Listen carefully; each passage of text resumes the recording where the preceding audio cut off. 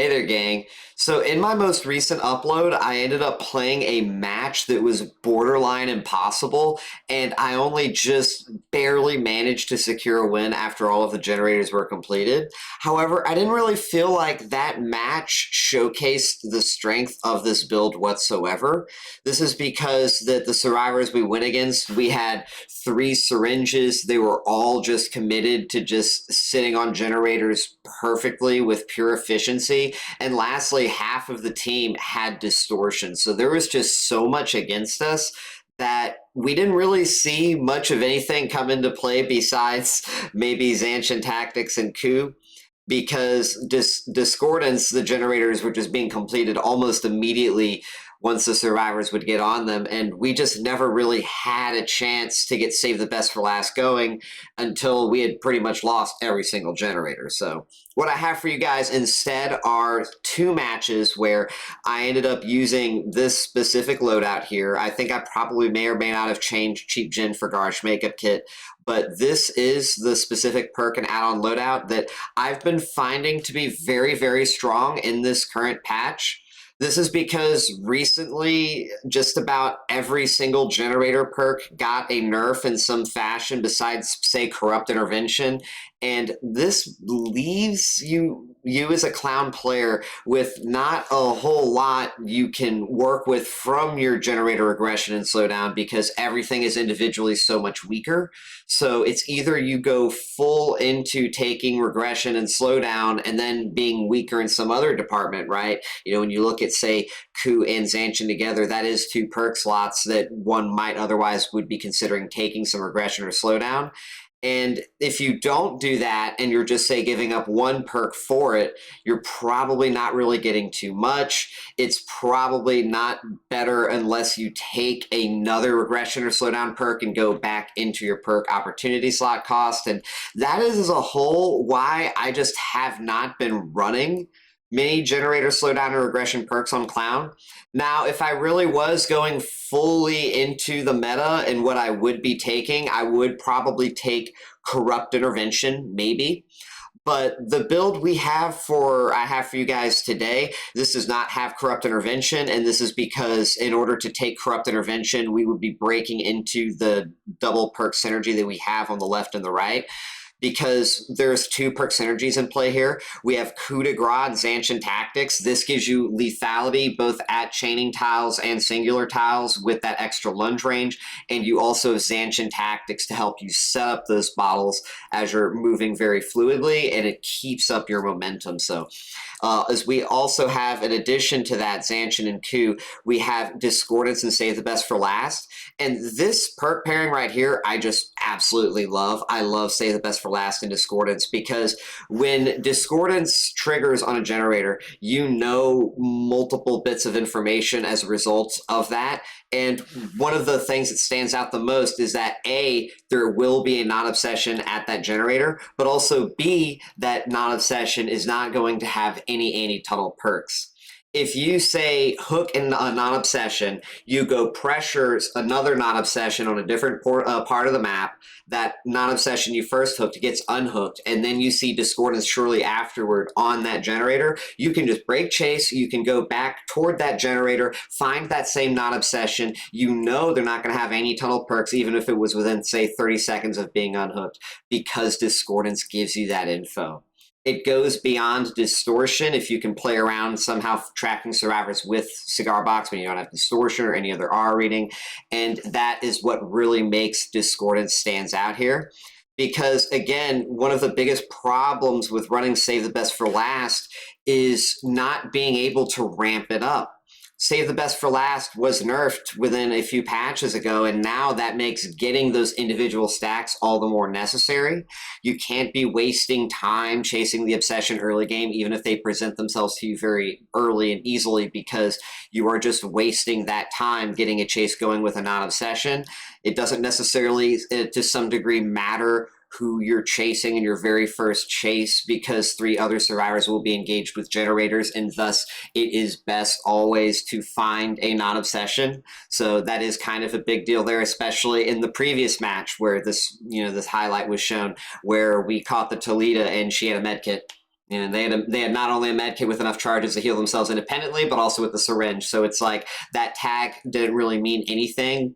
And because they were the obsession, we gained no stacks of save the best for last. So that is to kind of just redub and kind of reverb onto everything I'm kind of just trying to demonstrate here as far as to why it is important that you have something like, say, Discordance to make sure that you're applying your pressure in the most relevant manner.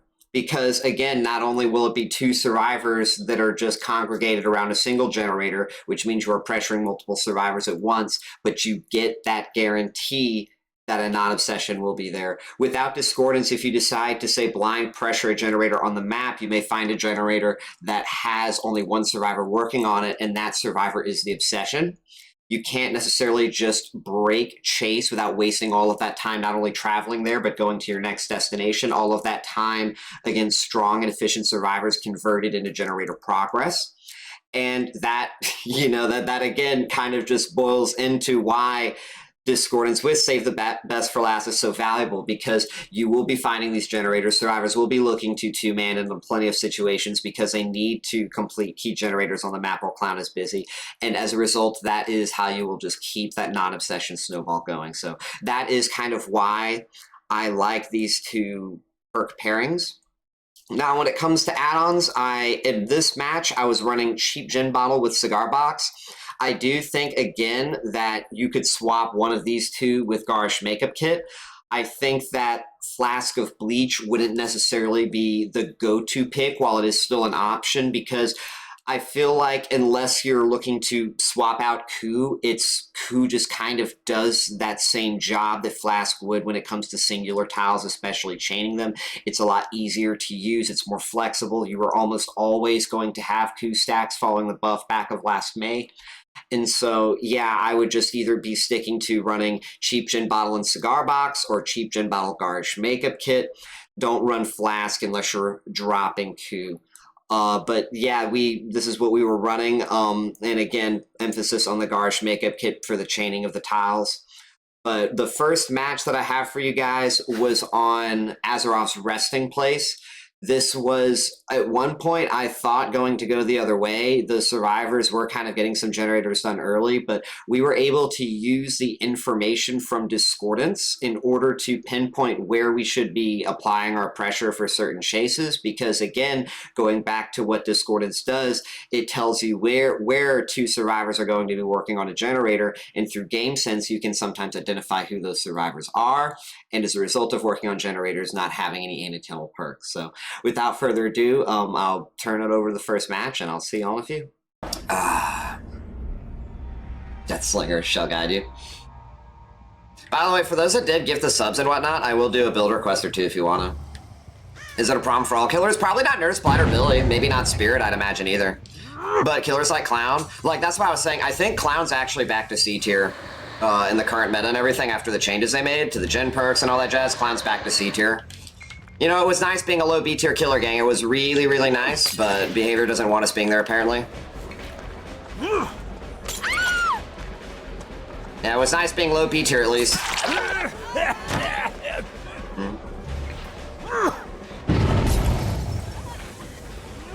Tanea LT. Ooh. Oh, that's my boomer ass thumb. She's actually got good pathing here. We're out of bottles. Yeah. We can at least hear his footsteps. More Stabiffle stacks, we take these.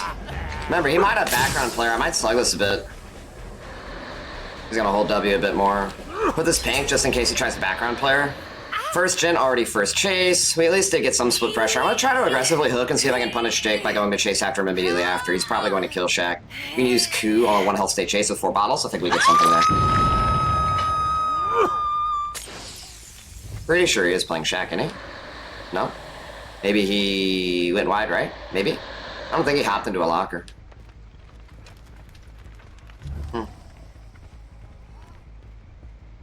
I don't want to go too far in a direction with, like, no gens. Okay, so he went to heal somewhere. Alright. Oh, he must have gotten healed by someone else. Maybe he came around to the back corner of the map. That's sweet. We'll take these. And we take these. We don't lose any Stabifil stacks for that, so we take these. Yeah, have to be quick on your trigger fingers if you want to get that grab. Michaela's not an obsession, so I'm kind of cool with this.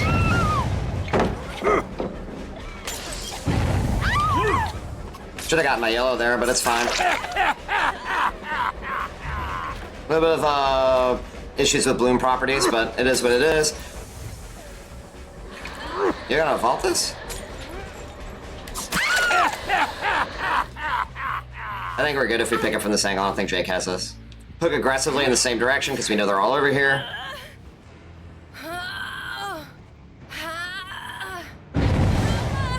That's distortion, I'm almost certain, by the way. So here's good info. If this is distortion, that means one of the survivors over here has to be injured. Or not distortion, discordance. About to say one of these has to be injured. So if... And one nice thing as well about discordance, you guarantee that you'll find a survivor that's a non-obsession. Keep that in mind too. Now, we will be committing to the obsession simply because of the fact that they're injured. And it's only a loss of 2 stacks. Oh, flashbang. Oh my gosh, yo, I just chased her while fucking blind. I just chased her while blind. Spirit Gaming, get the fuck away from me, Jake.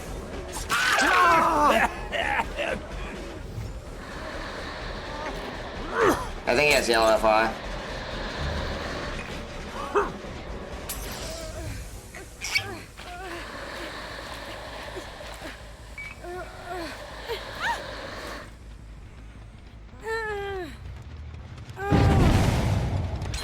Did you get tired of the clown makeup? I just didn't feel like wearing it today.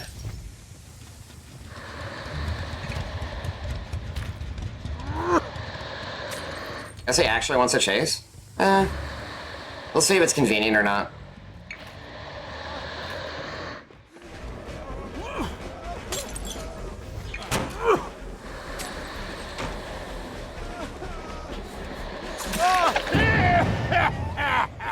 Is that the chase you wanted, my guy? Was that the chase you wanted? Yeah. Easy fix to light porn. We're getting split pressure from our whatchamacallit. I'm gonna kick this and probably go for this Michaela. As much as I'd love to kick that one pallet, do y'all see how inconvenient it is to kick that pallet and the advantages we actually gain from this? She's gonna want to get this window. We get to save our stack here.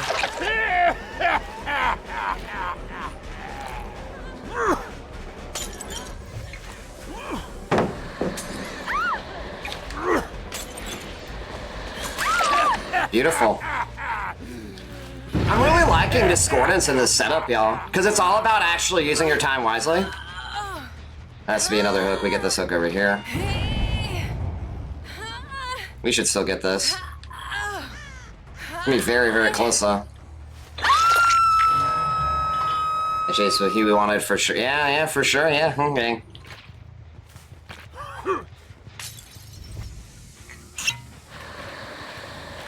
Did they buff Sabo the perk, or was it just toolboxes? Can't recall. Ooh, you're injured, my guy. I don't even need the yellow here. He had so much little distance. Oh, he has OTR still. Okay. Glad he didn't waste time following through like that, then. I'm just gonna get him depoon and go back over here because we know there are people we can chase that are in a vulnerable position of the map. Oh wow, we found literally all 3 survivors. Technically, I could go for obsession, but I want to just keep getting spreading the love here. I want to keep spreading that love.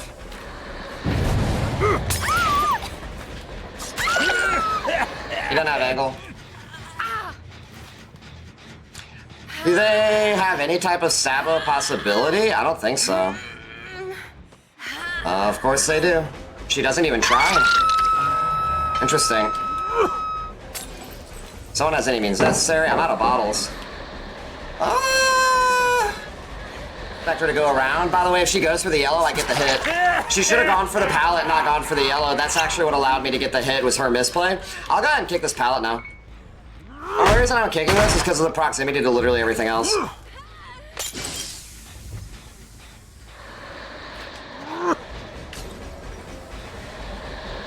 He's actually playing the check a bit smarter, but he played it a bit too late. Oh, head-on play. That explains why I would do that. Okay.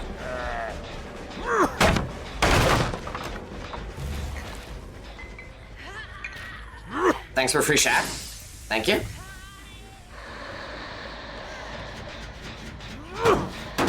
Thanks for free shack. Deadlock got nerfed too, sadly. Are we just like... Is that 2 reassurances?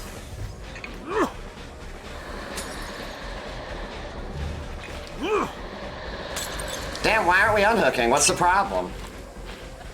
Why aren't we healing? Why aren't we unhooking? What's the problem?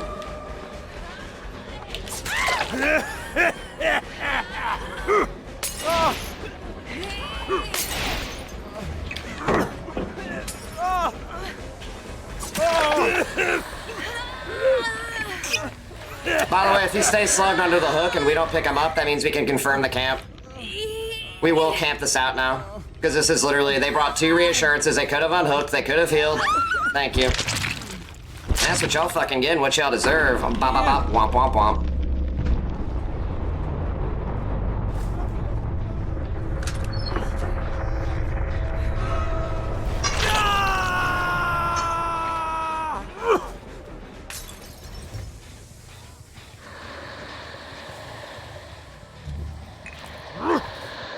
I think that was 2 reassurances, by the way. Literally 2 reassurances. Not 1, but 2. Ooh, we medkin? Nice chase. Good chase, good chase. Now,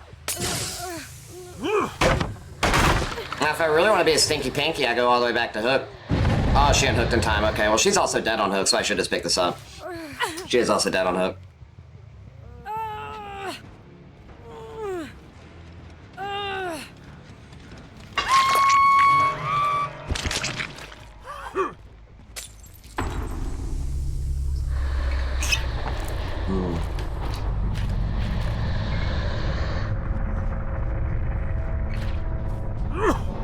Okay, so remember, Kate was the one who had the head-on. Also, doesn't he have OTR? He does have OTR, so it's good that we get this without using our Coup stack.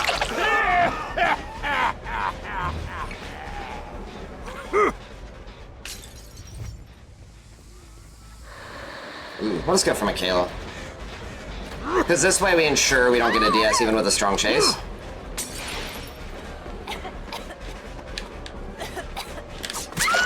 Thank you.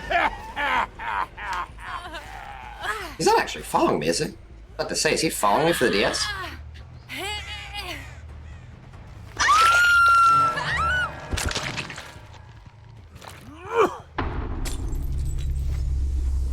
Really, I'm liking Discordance with the Stabiffle, by the way. Discordance plus Stabiffle actually is really good. If you get Discordance value, that tells you that's where non-obsession is. Because one problem without Discordance, let's say you go to pressure a gen, that gen could have one person, that could be the obsession, you're low on map mobility, that's wasted pressure. Massive wasted macro pressure.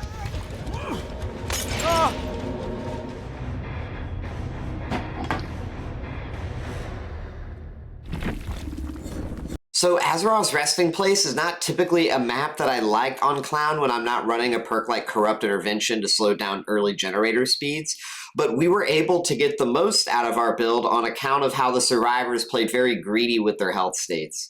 See, when survivors just give you these free injuries and they don't go off to heal and they're either working on generators or they're doing whatever else they are doing on the map, this means that in the event that you as Clown happen to come up on the general area of that survivor, you typically can get a super fast and clean chase.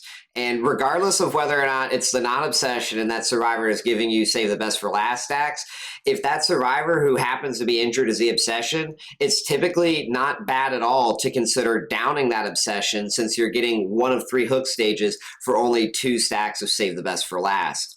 It only kind of really becomes a question of wasted time if you're going fully out of the way for 2 health states, right? So you're going from healthy to injured and then to the down state. But if you just happen to come across a Discordance generator and the obsession is injured along a bunch of other survivors and it's a much easier down, I mean, that's extra macro pressure, being able to just go after quicker downs and quicker hooks on survivors. But even other than that, you know, like I said, it does apply to with the non-obsession. It's just in this specific match, we had a very unique situation take place. We had the obsession jump into a locker, and then they noticed that we knew they were in the locker. And in order to stop us from pulling them out of the locker afterward, because their head on would not have been ready, they came out of the locker early, and we were still able to grab them. We reacted fast enough, so instead of hitting them with a basic attack, it was a full-on grab. And this gave us a free hook without losing any save the best for last stacks. So that is a big deal, getting that free hook, 0 stacks lost, because in addition to that, shortly afterward, we got a discordance proc on a generator on one side of the choke. And when we went over to that side of the map, we noticed that one of the survivors working on that generator was the injured obsession. So not only did we not lose any stacks getting that first hook, but she's injured on the second chase, which means that at worst we lose 2 stacks to put her onto death hook.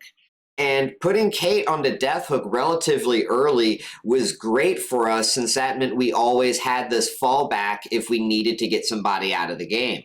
We were comfortable going another 1 to 2 chases with some of the other non-obsessions to get more stacks of say the best for last back before it's just saying, hey, maybe if we really need to, we can kill the Kate, because we had that little cushion, because we didn't commit so much of our resources, right? Or save the best for last stacks. We didn't throw them away to put the Kate on the death hook. She came by chance, by pure happenstance, she found her way on the death hook with little cost to us. So that was kind of the idea there. And it, you know, again, pays back into how I said these survivors were greedy with their health states. They chose not to heal. That was kind of how, once we were able to, you know, build our save the less for last back up, we were constantly near, I believe, the top end. We were either anywhere from 5 to 8 stacks.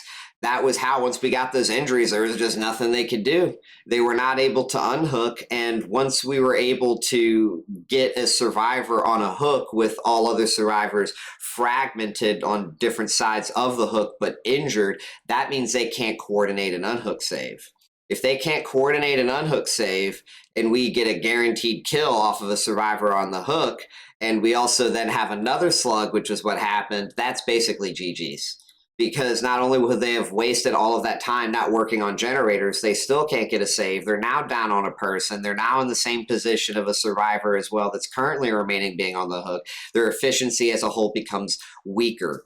So that is kind of a big part about why we did so well, even without that corrupt intervention. We just, by virtue of having the stronger lethality and momentum in our chase through Coup and Zanshin, along with this team being so greedy with their health states, we were just able to keep them where they just weren't really accomplishing anything. The chases were short, whether or not they healed as well. That was one thing, too, that kind of played into our favor. They didn't exactly, I guess, you know, they didn't play too well, not to denigrate or anything, you know, but that is just kind of is what it is for this match. Now, for this next match, it was played on Eyrie of Crows. And I also, just like with this one, really appreciated what we were able to gain from Discordance. I really, you know, that is kind of a big part about why I'm even doing the showcase to begin with, is that I think Discordance is kind of slept on, especially again with Save the Best for Last, because we were identifying survivors that were vulnerable after they were hooked.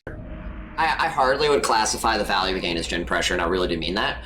I see it as more of chase pressure. That's the way I kind of see it. It's chase lethality more than it is gen pressure. They bring us to fucking Eyrie.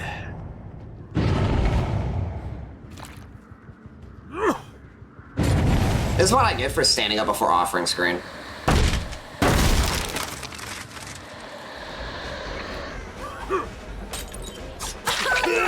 What the fuck is she even? Might kick this paladin, ironically. I'm just gonna go ahead and kick this shit. Dude, if she wants to just pre-drop both of these pallets, about to say, we'll kick both of them early game. That really undershot. She's gonna get the speed, but we should, with our own refresh, get enough speed. FYI, we did not get a refresh for that final bit of the chase, but it was the extra 2 seconds from our Garsh makeup kit that gave us that difference. So that was actually, I think, Garsh makeup kit value specifically right there. I understand gens at the moment have played like an hour today, killed 5 people, 4K. Like 5 people, 4K one, 1K another. I don't know what you're really getting at right now. What your point is? Like I don't understand that statement. Like I don't even understand. Like what are you saying? Because you say an hour, but I don't know what you mean by you've played an hour. Like what exactly? What?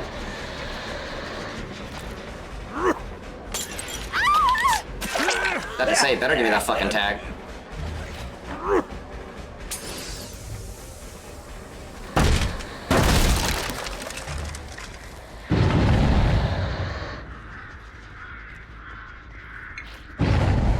We W gaming? We are W gaming.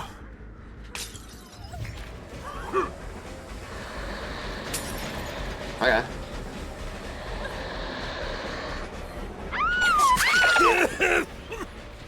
We might get Sabot here, so we have to be ready to go for another hook, which I know where there will be one. Okay, no hook, that's good. We're not even gonna bother kicking this gen because this tells me that we can get a Stabiffle stack right over here. Minimum Stabiffle stack. Not only do we get a minimum of a Stabiffle stack, but we get a chase against a survivor. We might get head-on here. Oh, damn, I wasn't on the right side. Maybe if I grab sooner, actually, I'll take responsibility for that.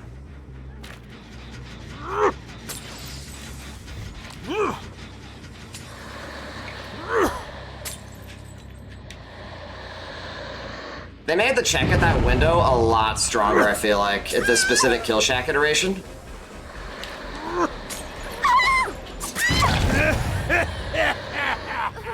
So we might lose, we're gonna lose one of these gens regardless, but we're using, again, the value of our Stabiffle here to great effect. Keep in mind, too, we know she didn't have any anti-tunnel perks because we caught her on the Discordance generator. So we're also using Discordance in order to figure out survivors don't have anti-tunnel perks. So that is one really nice thing about it. This gen should go before we get back. But if we find Michaela here still, that's what I'm looking for. This is actually really decent in a way, unironically. Discordance is doing a lot more for us than I thought it would. She's gonna try to get to Shack. I'm gonna go ahead and reload. She's gonna definitely get back to Shack pallet. We don't want to be going for this other person even though they're on death hook.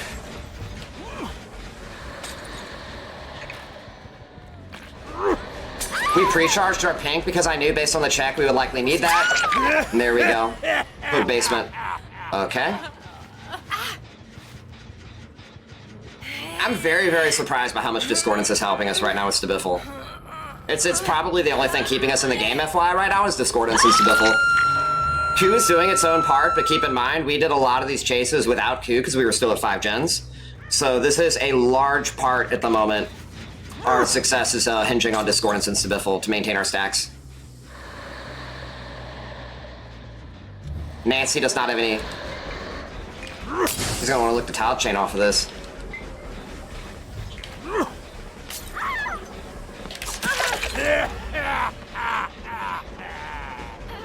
Reload right now. She's gonna want to look to kick this, I think, so we're gonna fake a kick here, I think.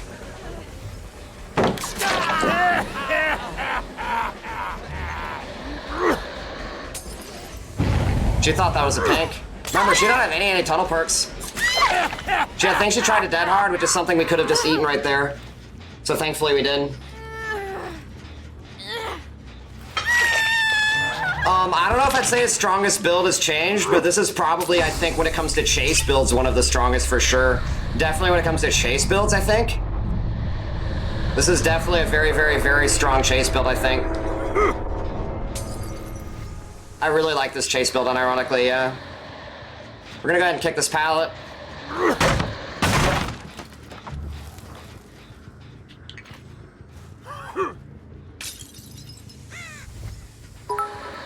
Injured chase. This is very, very good. This is Michaela. No, it's Renata. We're just gonna use a Coup stack.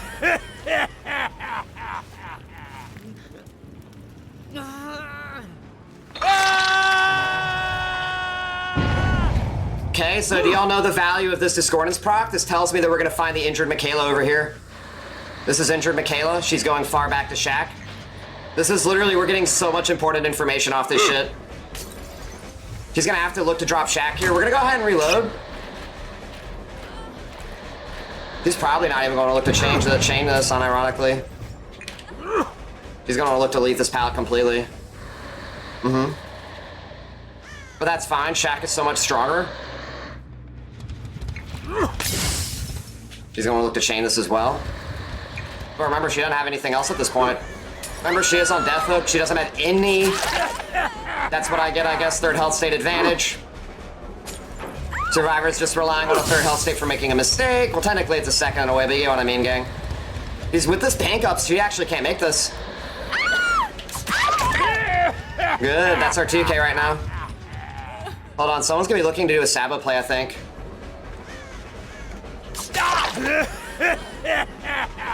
That's actually really, really good for us. That means he can't Sabo since he's down a health state. He'll just trade. We can also drop for a slug.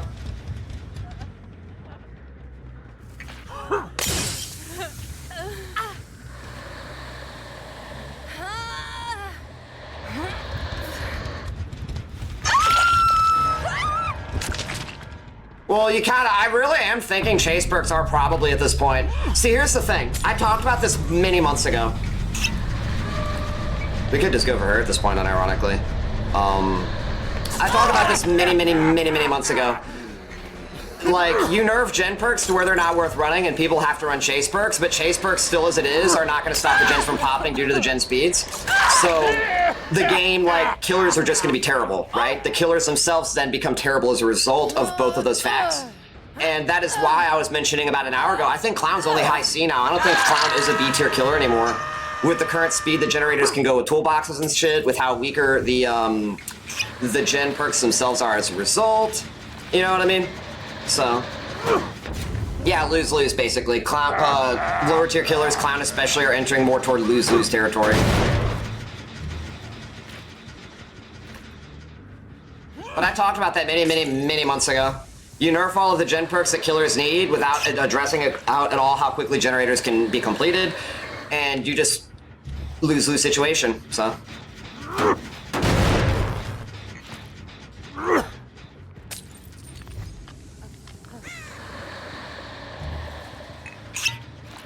Discordance on its own, I wouldn't run, by the way. I would not run Discordance on its own. I would only run Discordance with Stabiful. You don't even need a stack for this. Doesn't matter that he gets yellow. He might have gotten yellow, keep in mind, but that's okay. We're not going to try to slow him down for the interim. We're just going to be using our yellow for the chain. I expect him to go far, by the way. He doesn't. How interesting. There we go. Can't run two places at once. I feel like Blight's still in a good spot, in my opinion. I think it might be add-on dependent, maybe with Blight. Because, what's his name? And I mean, again, I know we shouldn't apply the Momo standard to everyone, but Momo, the fact he's even able to go 170 plus wins in a row with literally only agitation. So, I mean, I don't know. Maybe it's like for everybody else, it isn't like that good at playing Blight, because he is literally a comp Blight player and shit like that. But Nurse, I'm sure is fine. Nurse is fine. Hillbilly, I think, are fine, because those killers have mobility, they have lethality, what with the instant down potential. Clown doesn't have any of those things, right? Clown doesn't have too great lethality. You have to build up your lethality. Our lethality comes from the fact that we are literally running 3 chase perks to give us the fastest chase times with our understanding of the game. And if you take off any one of these perks, right? You take off Coup, you take off Zanshin, you take off Stabiffle, and our lethality goes way down.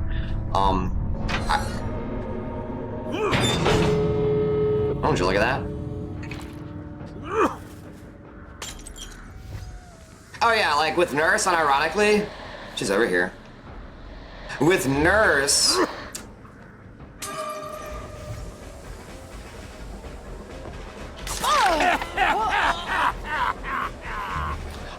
I had an instance on Mother's Dwelling where I was like, you know, I could just like blink up there to stop the gen completion. There we go. Who brought the offering? Nancy, who's already gone. We're still gonna hook anyways, because fuck Eyrie.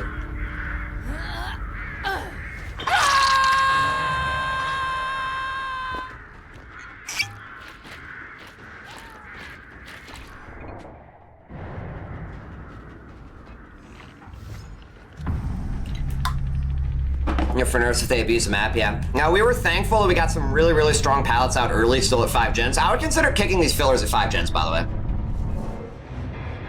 At like 5 gens, I would consider kicking those really strong filler pallets if they pre-drop them like that. Not every pallet needs to be kicked, obviously, but yeah. So just like Azarov's resting place, I don't consider Eyrie of Crows to be a good map for Clown either. But thankfully, we were able to take advantage of Discordance in order to ensure that we were seldom ever putting any pressure on the Obsession. And this was really, really great for us. I don't think we lost any points of Save the Best for Last until we had already killed 2 survivors. So that was really, really great. That meant that we hit 8 stacks very quickly, and we maintained it for most of the match itself. And in addition to that, you know, we were able to just get these chases going with these non-obsessions very easily because we had Discordance. There was, I believe, one chase somewhat fairly early in where we caught the Nancy out because of Discordance while she was still injured. And this goes back to what I talked about previously, where I said that starting chases with injured survivors that are the non-obsession, especially if they've been previously hooked, Discordance is going to give you that assurance that there's no decisive strike, there's no off the record. At worst, you're just going to be dealing with a dead hard. But if that is a survivor who, say, uses any other exhaustion perk in the game, then you're going to know comfortably that there's going to be no dead hard and that, you know, you can just down them without that complication coming into play. Your chase as a whole basically should be a whole lot faster, and that's what is really, really nice about Discordance, is that, again, this information you don't see from probably any other perk information-wise, because most info perks for Killer are either notification-based or they're aura-based. Discordance is one of the few, I think, say, next to Surveillance and like Call of Brine, that directly tells you through some type of, you know, visual indicator on a generator that the survivor's working on it. So that does make it stand out. It gives it that better utility. And it was because we took that information from both the Nancy to the Michaela that we just had these chases ending as a whole faster than the survivors could keep up with. You know, we didn't have any generator perks, but because we had super fast chases, and the survivors didn't really have the opportunity to sit on generators long enough before we kept pushing them off and killing their teammates, well, I mean, that was kind of why they didn't get everything completed. So I really do like this build. I think at the moment it's probably going to be the best chase build that I can probably come up with. I know in the match I mentioned that I don't think it's worth to run Discordance by itself, but I kind of do want to challenge that theory. I may end up doing my own testing without Save the Best for Last, but having Discordance, or maybe even dropping something else and keeping the Save the Best for Last Discordance combo. But I do try to keep an open mind for things, and I did have some ideas post-recording of this match that do kind of keep me a bit curious. You know, that's kind of the fuel of these great ideas, gang, is curiosity. You got to follow your curiosity, and you just got to know what it is that you're doing. You know, that you that's whatever you figured out is not an actual complete waste of time. You know what I mean? But I digress, gang. So hope y'all really enjoyed this match and this video, and you found everything here to be very informative. I'm sorry I've been a little bit behind on getting this next one posted. I've just been kind of let's just say distracted with some things, gang, but I'm hoping everything should be picking back up in Steam,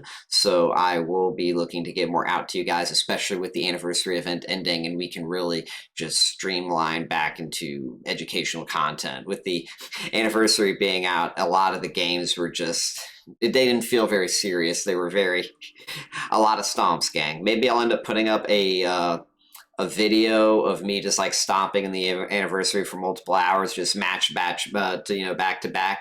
But that was kind of why we're seeing some content from before the anniversary. But yeah, you know, I hope y'all really enjoyed this video. If you're interested in learning how to play Clown better, I have a very extensive Clown guide that I'll be sure to link in the description. And lastly, I do stream live on Twitch typically during the weekdays, so I'll link to my stream in the description as well. But other than that, I hope y'all enjoyed this video, and I'll see y'all next time. Later, gang.